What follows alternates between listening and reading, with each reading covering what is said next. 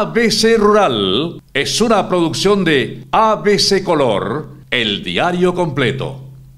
Maiteiroripe Menguanaco Árape.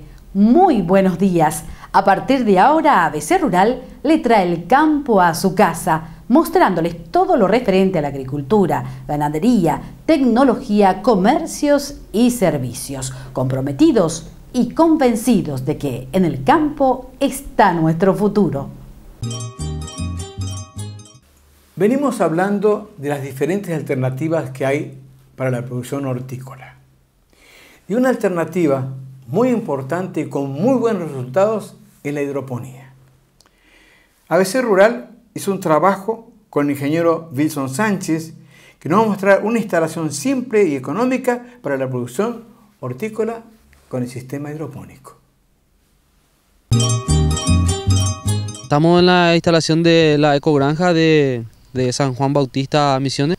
Hoy vamos a hablar sobre lo que es el sistema hidropónico para producción de hortalizas, específicamente verdeos. Este es el sistema un poco más, así por decirlo, común por su sistema de uso, no es porque sea algo que tenga menor valor. En estas instalaciones, por ejemplo, todo lo que es verdeo son similares. De repente la nutrición entre algo de rúcula o berro requiere un poco más de hierro, pero en líneas generales son muy similares. Las instalaciones, el manejo. ¿Qué cantidad de hortalizas hidropónicas se pueden producir en una instalación como la que estamos viendo? Acá en el sistema horizontal, por ejemplo, tenemos 12 metros por 4 metros de ancho y tenemos una producción de 1000 plantas, 500 adultas y 500 plantas juveniles. También tenemos el semillero aparte porque si bien se exige, ¿verdad?, en hidroponía, en este sistema horizontal, en NTF, que viene a ser la circulación del agua en los caños, necesitamos hacer como mínimo 3 trasplantes, que vendría a ser el semillero en la espuma fenólica, el primer trasplante a la cuna o maternidad, como se le dice, que es en caños de 50 milímetros, y después pasamos al sistema para llegar a adultos ya, que es en los caños un poco más gruesos, que es el de 75 milímetros para completar y llegar así hasta la cosecha. ¿El agua que circula por las cañerías es por sistema de gravedad o con motores? En este caso nosotros utilizamos para el tanque principal, utilizamos 2 motores. Un motor para elevar la solución nutritiva y hacerlo inyectar en la parte más elevada y luego ya viene ya por gravedad. Se desagua ya por gravedad y vuelve el retorno al mismo tanque otra vez por gravedad. Y nosotros utilizamos doble motor para poder mezclar bien homogéneamente siempre la solución nutritiva y también así garantizar una buena oxigenación, ya que eso es determinante en hidroponía y es el cuello de botella muchas veces donde la mayoría de las personas aficionadas llegan a fracasar. El ingeniero Wilson Sánchez nos mostró cómo es la preparación de plantines de hortalizas a partir del semillero en el sistema hidropónico. Acá empezamos con el semillero. Acá vemos espuma fenólica. Las espumas fenólicas vienen también un poco diferenciado de lo que serán para lechugas y lo que serán para rúcula, berro y perejil. Son un poco diferentes porque rúcula, berro y perejil se añaden semillas múltiples. Los agujeros son un poquito más grandes y las lechugas una sola semilla por cada celda. Normalmente las lechugas, por ejemplo, germinan alrededor en 2 días más o menos llegan a germinar. Acá tenemos, por ejemplo, una plantita ya desarrollada. Esto tienen 6 días, que le falta un poquito todavía para trasplantar en los caños de 50. Una ventaja que ofrece la espuma fenólica frente al sustrato es que se puede hacer el trasplante en cualquier estadio. Una vez que la semilla germine se puede trasplantar ya porque las raíces se quedan incrustadas en la espuma.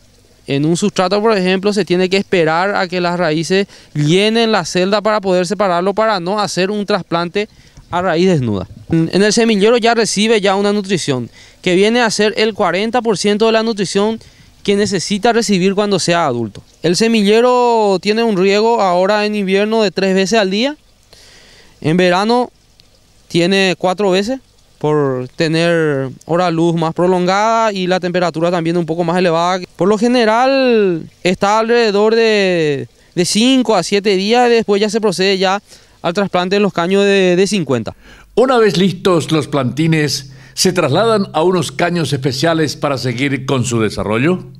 Este es el sistema, los caños más finos. Acá tenemos, por ejemplo, plantitas de cebollita, de verdeo, que se trasplantaron recién.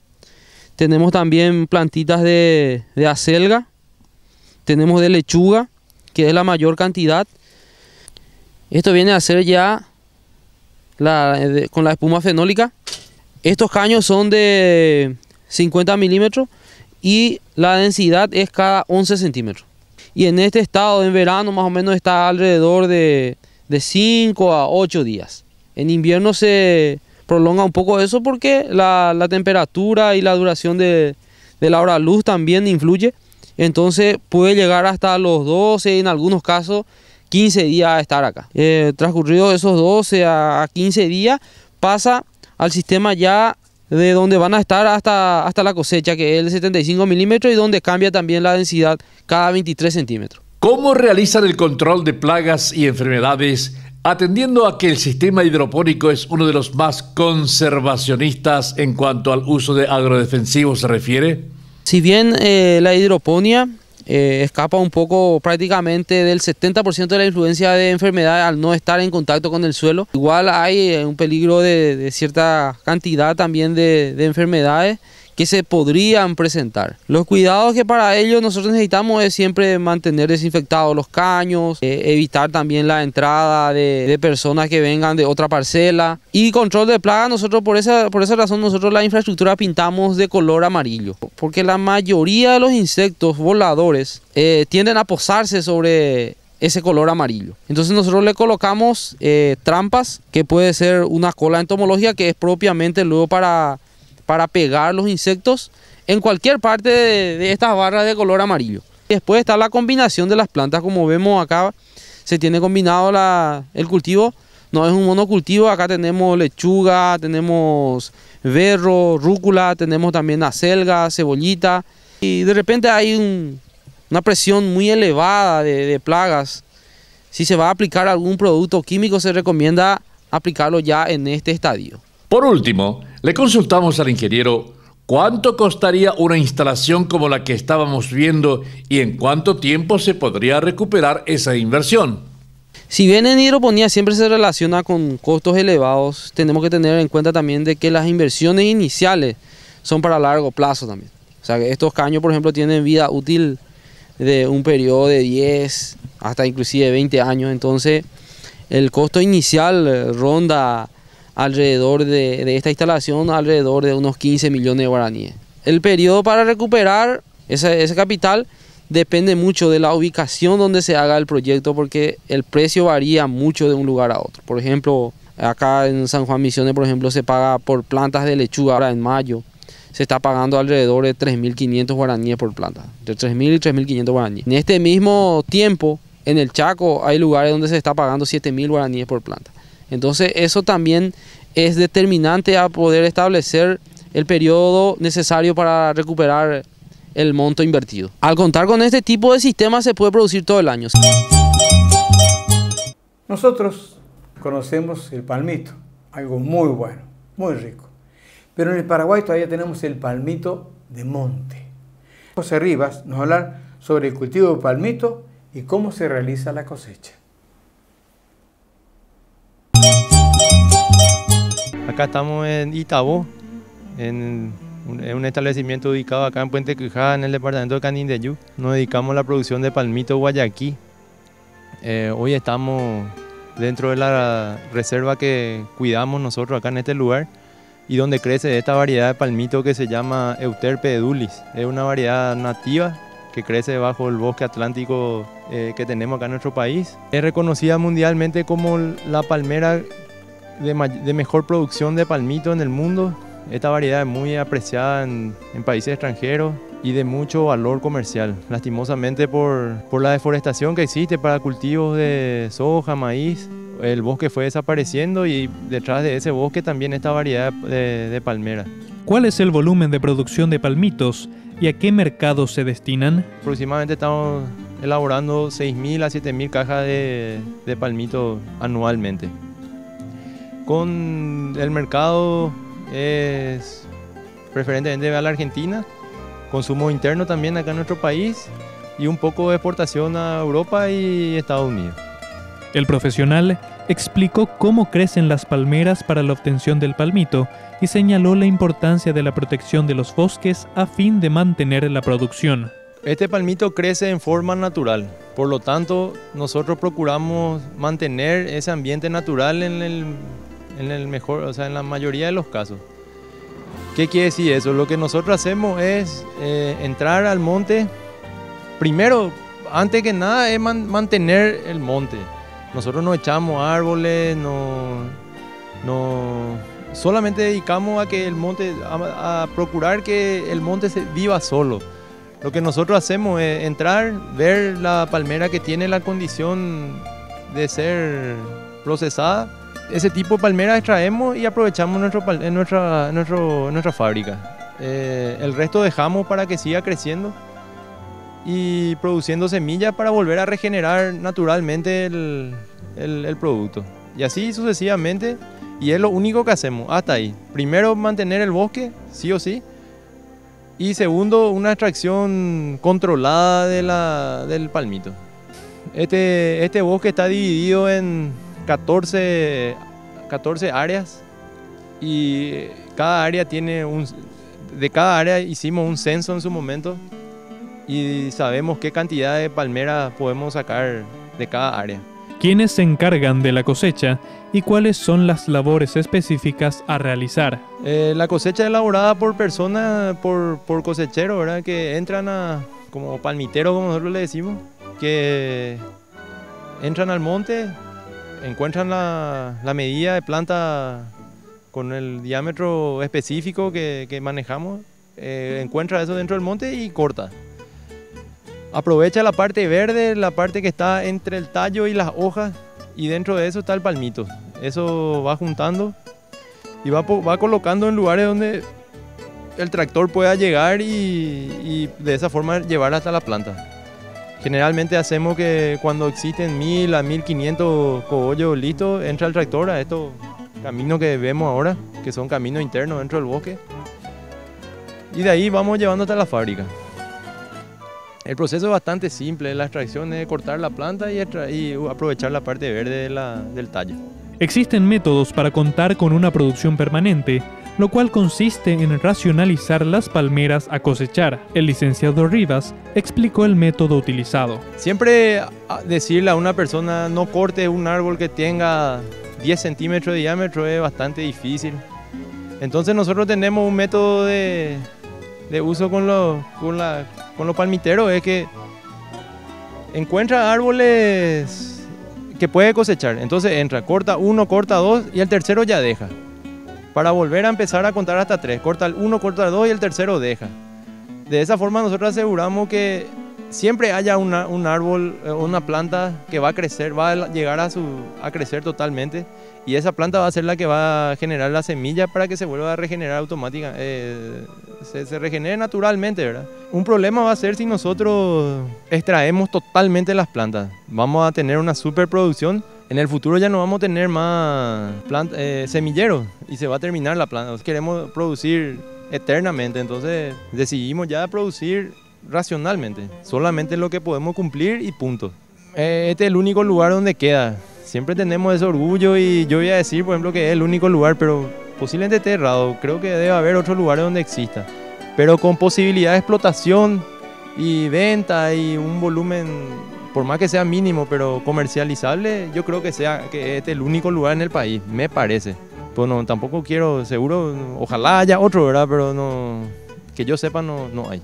Por último, José Rivas lanzó una invitación para aquellos que deseen conocer sobre el trabajo desarrollado en el rubro palmitero. Nosotros estamos abiertos a que mientras más gente conozca lo que nosotros hacemos acá, vamos a ser más valorados y nuestro producto en sí también más valorado. Siempre se dice que el palmito es demasiado caro, que no se puede comprar, ¿por qué es lo que es tan caro? Y la única forma que la gente aprecie lo que es la producción de un palmito y todo lo que implica esa lata ahí que está en el supermercado.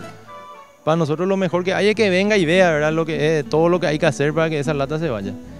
Y estamos abiertos, solo que no tenemos la comodidad de un hotel, ¿verdad? El que viene acá tiene que aguantar los bichos y nuestras condiciones laborales no, pero con gusto le vamos a recibir acá. También tenemos un proyecto de acá a 5 o 6 años, elaborar un ecoturismo, ver cómo es la cosecha de hierba, pues también nos dedicamos a la hierba y conocer lo que es el monte, ¿verdad? De paso también nosotros generamos mayores recursos para poder mantener todo esto en su estado natural, como venimos haciendo hasta ahora. En ABC Rural hemos hablado muchas veces del cultivo del sorgo, principalmente en el Chaco. Y el sorgo es algo muy bueno porque es una fuente forrajera excelente, tanto por la energía que brinda, también por su proteína, que es muy valorada. El ingeniero Alfred Hansen nos va a hablar sobre el cultivo del sorgo en el Chaco y los detalles que hay que tener para lograr una buena cosecha y que los productores tengan un buen rendimiento. Tenemos que partir de la base. En el Chaco podemos planificar un solo cultivo al año, por un lado. Por otro lado, tenemos pocas precipitaciones, tenemos alto porcentaje de evapotranspiración, la evaporación que va directo del suelo y la transpiración a través de las plantas. Entonces, el manejo del agua en el suelo es fundamental en el Chaco para tener éxito en la agricultura. El tema del suelo limoso es un suelo muy delicado porque cuando está al descubierto, al desnudo, sin cobertura, muy fácilmente se sella y no hay infiltración de agua en el suelo. Entonces no tenemos reserva de agua en el suelo como para que la planta aguante. Atendiendo a las condiciones de evapotranspiración y tipo de suelo, ¿cómo planifican un cultivo en el año? Normalmente, después de las primeras 2, 3, 4 lluvias primaverales, empezamos a desecar la parcela desde octubre hasta diciembre, porque a veces nos llueve octubre, a veces nos llueve diciembre. El año pasado desecamos en enero. Empezamos a desecar para que las plantas que hayan sobre la superficie no consuman más el agua que va cayendo. Estamos infiltrando agua para llegar a por lo mínimo 2 metros de humedad y ahí podemos empezar a sembrar. De acuerdo a lo señalado por el ingeniero, el momento ideal para la siembra de sorgo sería en la segunda quincena de diciembre. Sin embargo, aclaró que al final es la naturaleza la que dicta si será en ese momento o después la siembra. Recalcó que el punto fundamental para realizar la siembra es contar como mínimo con 2 metros de humedad en el suelo. Si no se tiene eso, es mejor no sembrar. Pero, ¿qué variedades están utilizando de ciclo corto, mediano o largo? En principio estamos utilizando híbridos de sorgo de ciclo medio más o menos. Calculémosle 4 meses y 4 meses y medio hasta maduración completa. Pero en el Chaco muchas veces no siempre es suficiente que un ciclo medio realmente también te dé resultados.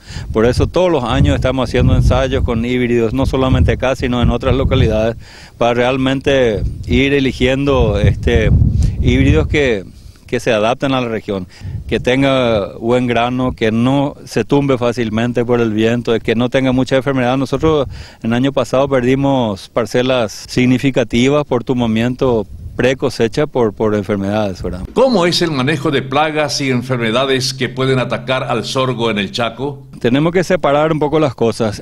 Por un lado, si hablamos de enfermedades, básicamente estamos viendo resistencia genética. Estamos viendo híbridos que realmente son más tolerantes a ciertos tipos de enfermedades que tenemos, sobre todo finales de ciclo. Todavía no empezamos con aplicaciones foliares de fungicida, pero es cuestión de tiempo. Probablemente vamos a empezar con eso también, sobre todo si económicamente va a ser rentable. En cuanto a plagas, nosotros al comenzar la agricultura acá en la estancia, y no solamente acá, sino en otros lugares del Chaco también, tenemos una presión muy fuerte de plagas. Pero desde el primer comienzo dijimos, vamos a combatirlos, a controlarlos lo más natural posible. O sea que vamos a tratar de que sobrevivan los enemigos naturales que tenemos. Vamos a utilizar productos que no son los más baratos, pero que son muy específicos para las plagas que tenemos. Entonces, al comienzo hacíamos tratamiento de semilla, por ejemplo, y preveíamos mínimo 2 aplicaciones de insecticida contra orugas sobre todo. Hoy en día hacemos tratamiento de semilla y la mitad de la superficie hacemos una aplicación, o sea, reducimos bastante las aplicaciones químicas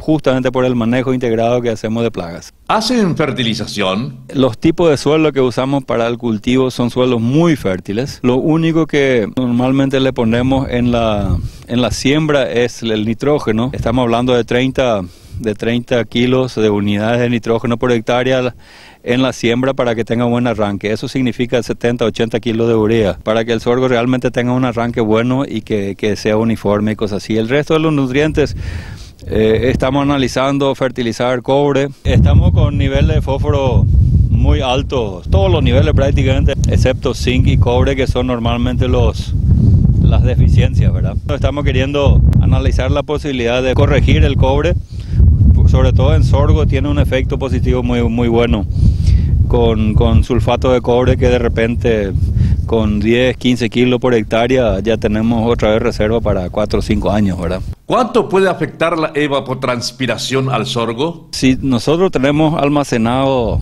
2 metros de humedad en el suelo, esos son aproximadamente, depende de la cobertura, pero son entre 200 y 250 milímetros.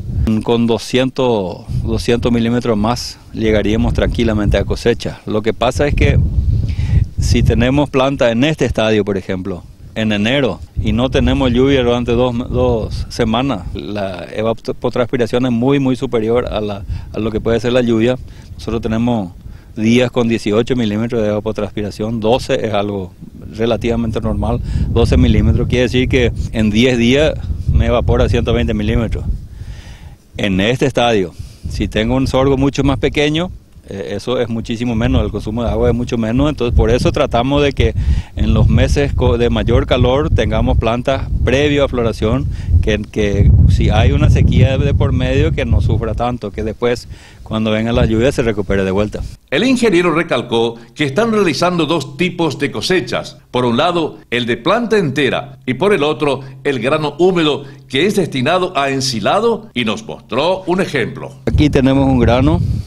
Esto es lechoso todavía, si se fijas, sale todavía leche, o sea, eso es, todavía no llega, prácticamente ya llega a su maduración fisiológica, pero no todavía está en el estadio. Esto sería un silo muy húmedo y se perderían muchos nutrientes. Esto ya es pastoso, pero sigue siendo muy húmedo todavía. Esto es un sorgo que tarda por lo menos 2 a 2 semanas y media para cosechar el grano, y se cosecha con una máquina de cosechadora de grano normal. Nosotros hacemos nuestros cálculos en base a un rendimiento de 3.000 kilos por hectárea de granos, pero eso varía de año en año. Nosotros ya cosechamos desde 1.500 hasta prácticamente cerca de 5.000 kilos de grano en algunas parcelas, o sea, en este año el promedio fue como 3.300. El sorgo cosechado a planta entera en el establecimiento que visitamos llega a las 30 toneladas por hectárea en promedio. Inclusive en buenas épocas ya llegaron a 50 toneladas por hectárea. Sobre el cultivo que estábamos viendo, que corresponde a un rebrote de sorgo, le consultamos al ingeniero si es normal esa práctica. Una de las razones por las cuales no hacemos maíz en esta estancia es justamente el rebrote. El maíz no rebrota y entonces tenemos esos vientos norte fuertes y la linda cobertura que nos podría dejar un maíz vuela todo. Sin embargo, el sorgo, aún por más seco que esté, siempre hay algo de rebrote. Y este año tuvimos un otoño bastante húmedo, así que después de la cosecha inmediatamente se pasó un rolo, prácticamente una madera, que le acame un poquitito al rastrojo antiguo que vemos seco en el suelo. Ya tenemos ese rastrojo, pero con eso facilitamos un rebrote mucho más uniforme, que en algunos casos hasta se vuelve a cosechar. El profesional dejó un mensaje para aquellos productores del Chaco que quieren sembrar sorgo. Yo creo que lo más importante, si hablamos de agricultura en el Chaco y sobre todo en suelo limoso como esto, la regla número 1 es hacer cobertura. Con la cobertura hacemos 2 cosas: bajamos la temperatura del suelo y mejoramos la infiltración del agua. Eso es lo número 1. Y el número 2 es hacer el manejo del agua en el suelo y no alocarse a empezar a plantar con humedad insuficiente o con poca humedad esperando que venga la lluvia, porque eso nunca sabemos cuándo van a llegar.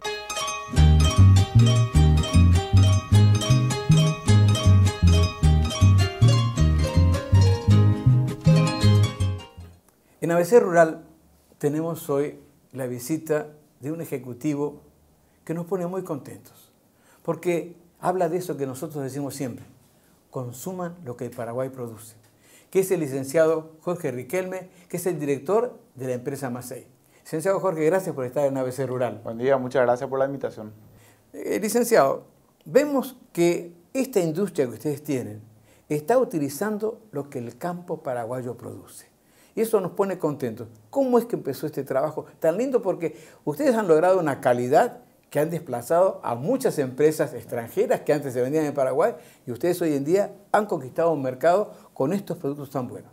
Totalmente, totalmente. Y no es para nada suerte eso es fruto de mucho trabajo de nuestro grupo empresarial, ¿verdad? Y nuestros aliados estratégicos, que son los proveedores de materia prima que tenemos, que en su gran mayoría son de Paraguay. Este sueño empezó hace 6 años aproximadamente.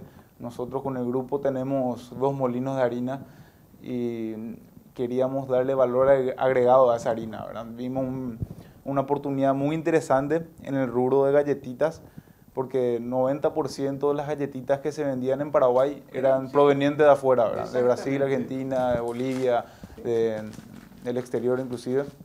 Por un lado, vemos no solamente la materia prima, sino la presentación que ustedes ven, cómo puede conservarse sin ningún problema la materia prima. Además de eso, o sea que agregaron muchas cosas a lo que es la industria nacional. Por supuesto, la presentación es clave. Una cosa es estar en el punto de venta, otra cosa es que te elijan. Hoy en día ya estamos como número 1 en galletitas en general, entre dulces y saladas, en el mercado, en grandes cadenas de supermercados, supermercados intermedios, cadenas de autoservicios. Estamos en todo el país realmente y en el exterior, ¿verdad? Ahora, licenciado, dijimos un punto. Ustedes ya tienen un molino harinero. Sí. A eso le agregan no solamente lo que es trigo, sino la mayoría de los granos que se están produciendo en el Paraguay, ustedes lo industrializan. No solo granos, sino empezamos como con harina, tenemos aceites vegetales producidos en Paraguay, azúcar producido en Paraguay, tenemos muchas semillas como mijo, chía, amaranto, sésamo, girasol, trigo partido. Tenemos realmente una gama muy grande de productos paraguayos que utilizamos en nuestras recetas. O sea, hemos visto que el campo está en la empresa de ustedes. Con nuestro nuevo producto, Chiperita La Linda. ¿Qué es eso? Es una chipita pirú, a ver, ¿verdad? Vamos a mostrar. La primera producida a gran escala en Paraguay, que por supuesto usamos almidón de mandioca. O sea que la industria de mandioca... Esto es bien fresco. Recién estamos saliendo al mercado, la primera producción fue la semana pasada. Bueno, entonces ni siquiera todavía está en todo el mercado porque toma unas 3-4 semanas más o menos toda la distribución a nivel nacional, ¿verdad? Ahora, la preferencia que estamos viendo es que ha desplazado a grandes empresas brasileñas y argentinas. O sea, las ha desplazado. Por supuesto, de forma directa y de forma indirecta estamos dando mucha mano de obra. En nuestra fábrica tenemos alrededor de 120 empleados en la fábrica y 300 en total entre fuerza de venta, administración y fábrica. Tenemos 2 sucursales en el interior, una en Encarnación, otra en Coronel Oviedo.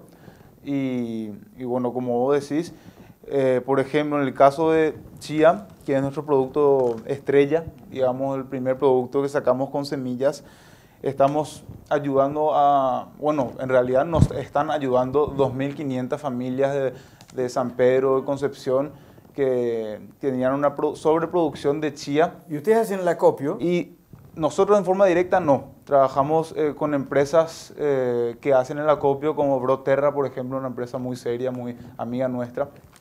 Que bueno, como te digo, ¿verdad? Más que nosotros le ayudamos a ellos, ellos son los que nos ayudan a nosotros. ¿Y eso dan garantía del producto también? Son productores paraguayos de primera, gente de familia que se esfuerza todos los días por su trabajo, por su familia, por el país. Y realmente es un honor para nosotros como paraguayos tener esa clase de proveedores. Ahora, veo que tienen muchos elementos que aportan energía, proteínas, semillas. Eso también debería estar incluido en el desayuno escolar. Y mira, la chía es un superalimento, realmente un superalimento, está de moda no solamente en Paraguay, sino en el mundo. Vos buscas en internet chía y te salen 1000 propiedades, tiene omega 3, tiene ayuda contra la obesidad, te da energía, tiene realmente muchísimos beneficios.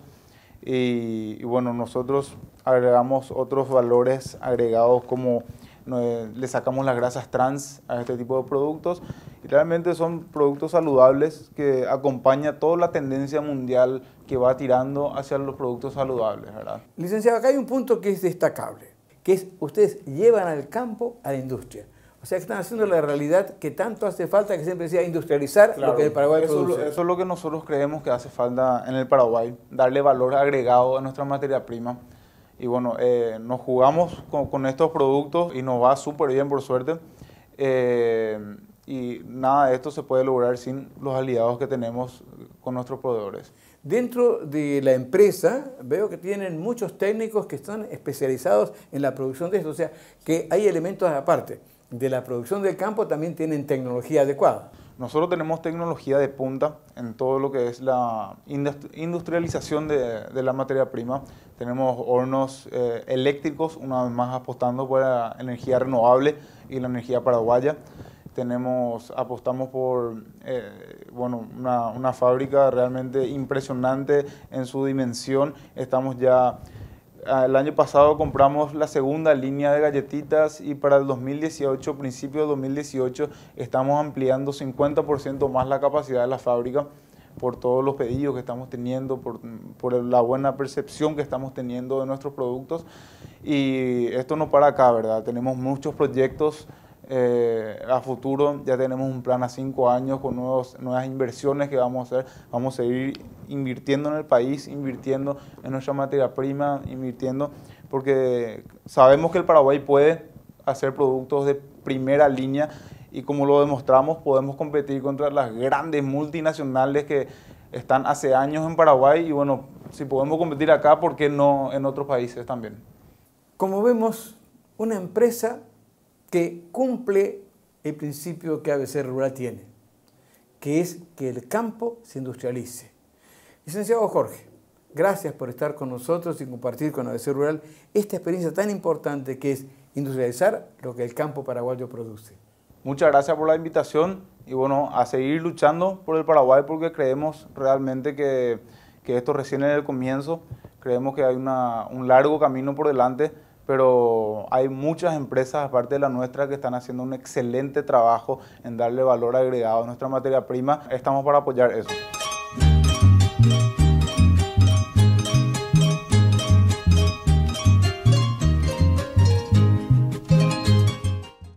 El sistema de alimentación en los animales es fundamental. Hay que tener en cuenta que siempre le decimos que representa el 60% por lo menos del costo de producción.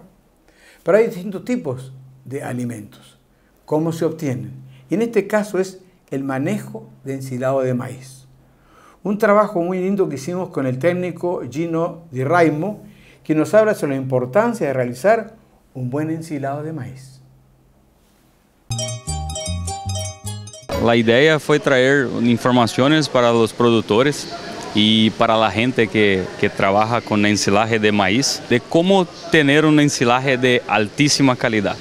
Entonces la idea es, ¿qué tenemos que hacer? Un ensilaje de alta calidad va a traer mayor productividad de leche para los productores y van a arrojar concentrado o otros productos que tienen que comprar para poner más energía en esta ensilaje que van a distribuir a los animales. De acuerdo a lo manifestado por el técnico, para hacer un ensilado de alta calidad, el proceso debe iniciarse con la selección de un híbrido de maíz adaptado a la zona de siembra. Una siembra bien hecha en lo referente a densidad, fertilización, control de malezas, de enfermedades, de plagas y todo eso para lograr una planta de maíz con alto potencial productivo. Pero, ¿cuál debe ser la densidad de los híbridos para lograr buenos rendimientos? La densidad de los híbridos, de cantidad de plantas y todo por hectárea, eso va a depender de la zona, de qué fertilización va a hacer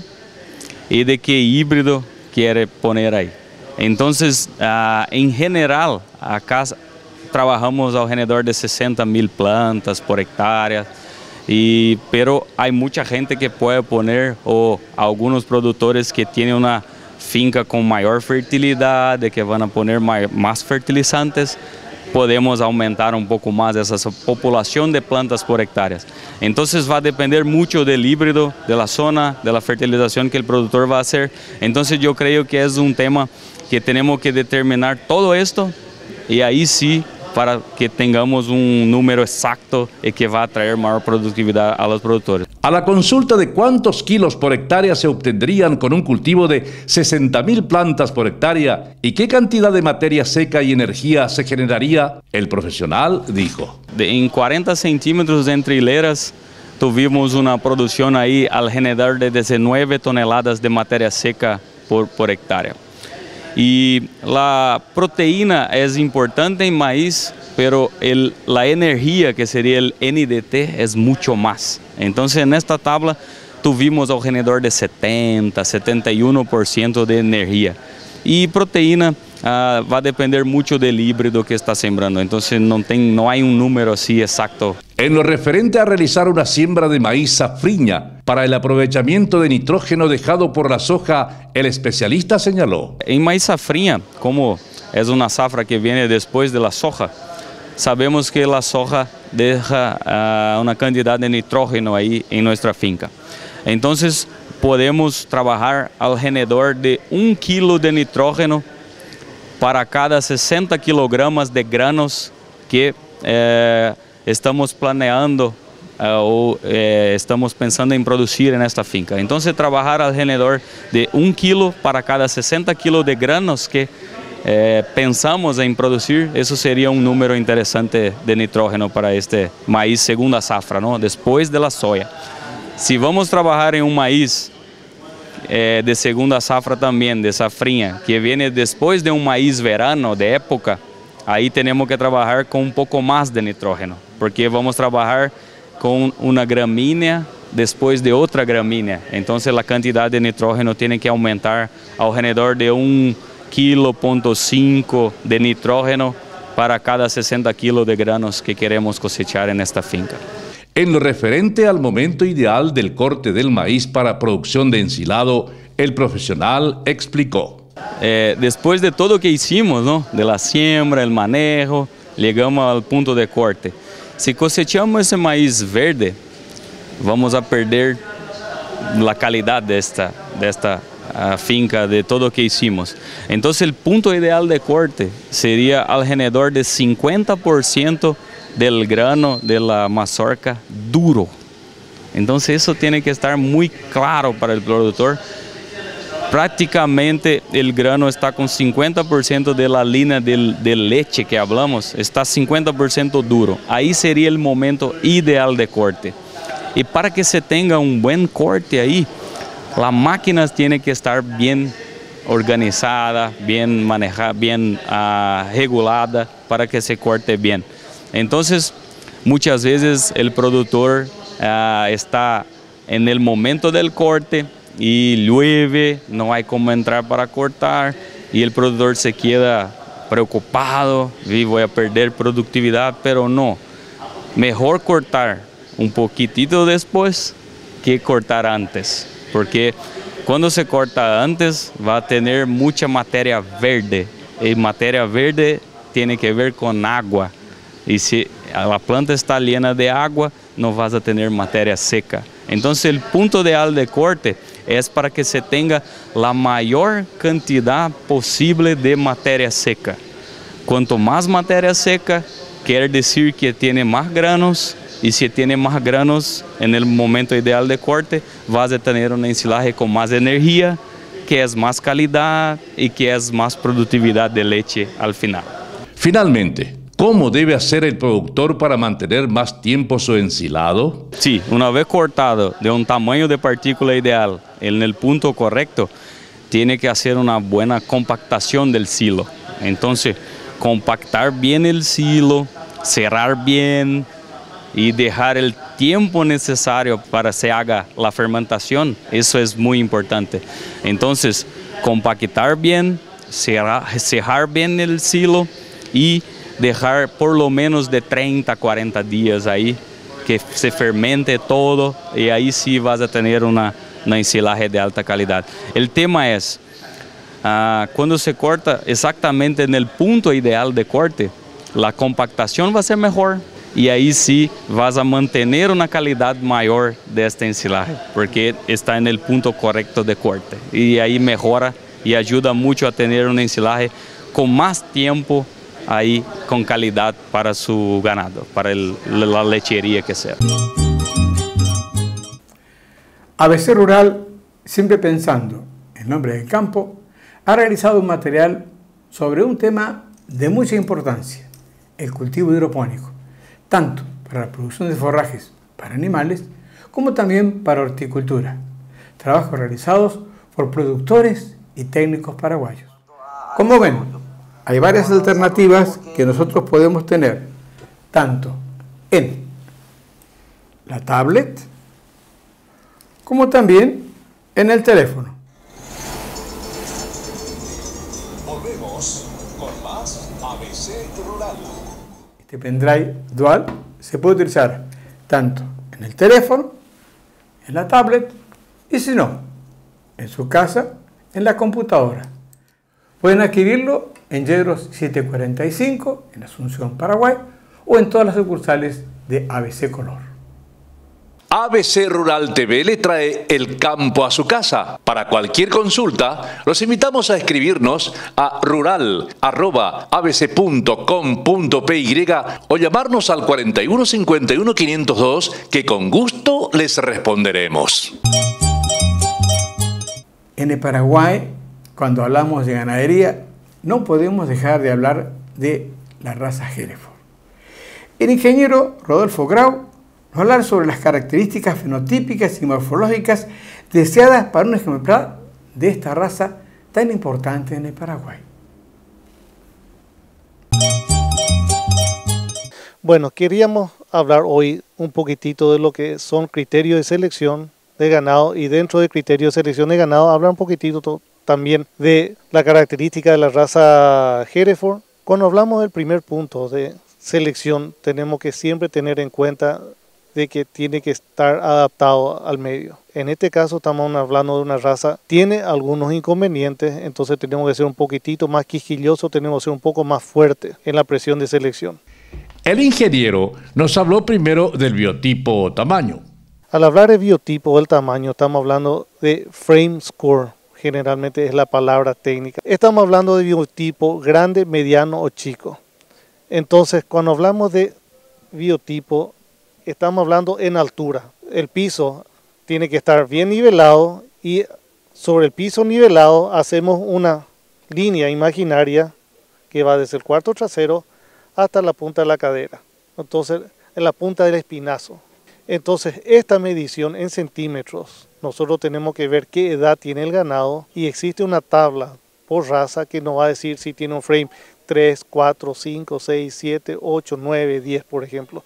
Cuando el número sea más bajo, el frame es más bajo. ¿Qué significa eso en cristiano? Que el biotipo es más chico. Cuando sea el número más alto, 10, por ejemplo, estamos hablando del ganado más grande. Cuando hablamos entonces de selección, ese tiene que ser el primer punto, que tiene que estar adaptado al medio ambiente a donde nosotros vamos a estar seleccionando. Porque no podemos comparar el Chaco Central, no podemos comparar con Pilar, no podemos comparar con Amambay, con San Pedro, con Caguazú, con Guairá. ¿Cuán importante es conocer bien el ambiente en que se va a criar al animal? Todos los productores tenemos que conocer, primer punto, el medio ambiente a donde se va a desempeñar. Estamos hablando de temperatura, humedad y tipo de suelo. Al hablar de tipo de suelo, vamos a hablar de minerales y principalmente hablamos de fósforo. ¿Cuántos ppm tiene? Y a partir de ahí nosotros organizamos nuestro campo. Si hablamos de la zona Ñembucú, estamos entre 1 y 3 ppm o partes por millón. Si hablamos del Chaco Central, 80 a 110 partes por millón. Entonces, conocer un poquitito ese medio ambiente, y sobre ese medio ambiente nosotros vemos el frame que nosotros tenemos que seleccionar dentro de nuestro campo. Pero, ¿existe un tamaño promedio recomendado para nuestro país o depende de la zona? Para nuestro país tenemos que tener una vaca promedio de 450 kilos. eso a nivel nacional. Entonces, cuando hablamos de 450 kilos, nosotros tenemos que entender que nosotros somos productores de carne. Primer punto, dejar de lado todo lo que sea superfluo, lo subjetivo, que a mí me gusta por esto. Yo quiero que todo el ganado sea, por decirle, rosado porque mi hija es fanática de Hello Kitty. Eso no se transmite, eso no me da plata. Entonces, nosotros tenemos que buscar la rentabilidad para que la empresa sea sostenible en el tiempo. Hablamos de ganado de carne. ¿Hay características o partes del animal que deben ser sobresalientes para ser elegido? Y hablamos del dorso, hablamos del lomo, del lomito, hablamos del cuarto, de la rabadilla, de la bola del lomo, hablamos de la tapita y hablamos acá al final de el peseto. Entonces, al hablar de los cortes 1, 2, 3, 4, 5 y 6. Esos cortes tienen aproximadamente el 40% del peso del canal. ¿El canal qué significa?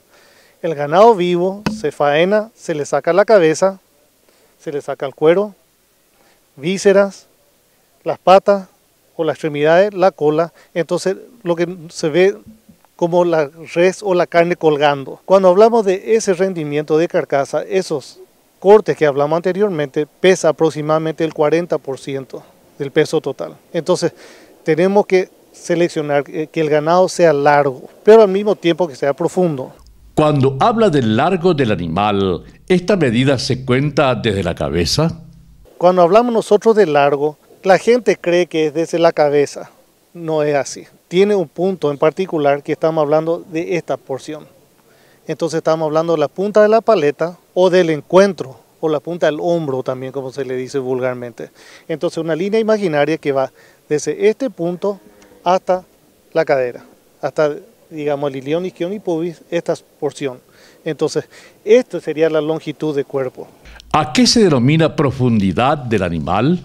Al hablar de profundidad, anteriormente se hablaba de una sola profundidad, que era la línea que va desde el dorso lomo, o la espalda, mal hablado, hasta la panza, hasta la parte inferior. Entonces, esto sería la profundidad media. Hoy nosotros estamos hablando ya de una profundidad anterior, media y posterior. Entonces, la profundidad anterior sería una línea imaginaria que va desde donde te estoy palpando hasta el esternón. Entonces, acá tenemos que buscar que el ganado sea bien profundo, entonces para que tenga corazón grande, pulmón grande, aclimatación. Esto también se le llama el abrazo del diablo en algunas literaturas. ¿Qué pasa si seleccionamos un toro que sea como Schwarzenegger, un fisiculturista? Esta es una característica de que es de mediana a alta transmisión. Si seleccionamos un toro excesivamente grande, de profundidad anterior, vamos a tener mucho problema de parto históxico y se nos van a morir nuestras vacas y nuestros terneros. Entonces hay que saber tomar con pinza ese dato. Cuando hablamos de la profundidad posterior o en el medio, estamos hablando de mucho volumen de rumen.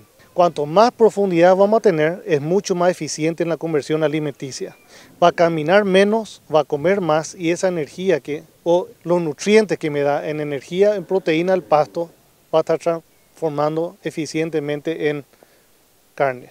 Nosotros mejoramos en estos 20 años muchísimo en muchas cosas, pero uno de los puntos que nosotros no mejoramos, uno de los puntos que mi generación de técnicos, digamos, tengo de 25 años recibido, fuimos flojos fue en la parte de conformación y en aplomo específicamente.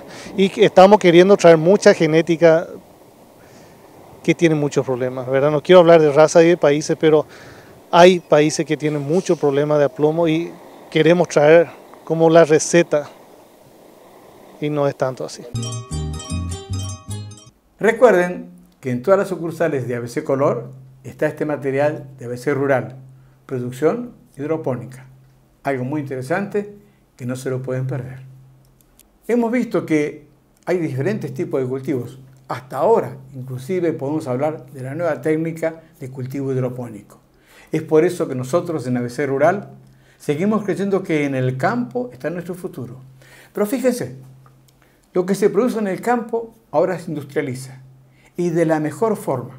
Productos de primera calidad, embalajes excelentes, reconocidos no solamente en nuestro país, sino en el mundo entero. Por eso les recomendamos que consuman lo que el Paraguay produce. Pero recuerden que la educación es la base del desarrollo de las comunidades. ABC Rural les trae el campo a su casa por ABC TV. Nos pueden ver en Canal 50 de Personal TV, Canal 10 de Claro TV, Canal 10 Copaco TV. Estamos en todas las cable operadoras del interior del país. Además, cruzamos la frontera y ya llegamos a Formosa, Argentina, en el Canal 50 El Colorado, Canal 52 en Villafañe y Canal 34 en Río Negro. También seguimos en Canal Agrotendencias, que se emite en Venezuela y todo el Caribe.